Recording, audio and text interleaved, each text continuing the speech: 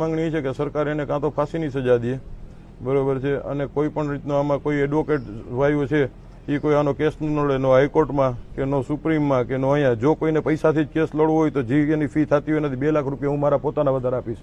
બીજું મારે કોઈ સરકારી સહાય જોતી નથી. મીડિયાની હાજરીમાં મને જે સરકારી સહાય મળશે, જેને જરૂરિયાત છે એનું આપી દઈશ. બીજું જો આ લોકો એક જાતની એને સજા પડી કે એ લોકોને ફાંસીની કે 100 કોઈ પણ એને સજા પડી, સજા પહેલાં જો એના જામીન મંજૂર થયા તો હું બધાને મારી નાખીશ.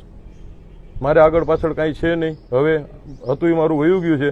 હવે આને તમે ધમકી સમજો તો છૂટ છે. મીડિયાને જે રીતના છાપવું એવી રીતના છૂટ. મીડિયાને જેવી રીતના છાપવું હોય આને જે કાંઈ ચટણી મસાલા નાખીને તોય છૂટ છે, અને સીધી રીતના છાપવું, બાપની વેદના સમજીને છાપવું હોય તો છૂટ છે. જો આ લોકો જામીન ઉપર છૂટ્યા એટલે હું એકને જીવતા નહીં. જેમ અમારા કોઈ પરિવારના ઓળખ પરેડ નથી થતી ને એમ આ કોઈની ઓળખ પરેડ હું નહીં થવા દઉં. અને આ કોઈ જાતની ખાલી કહેવાની ધમકી નથી. આના માટે હું મારી બધી તૈયારી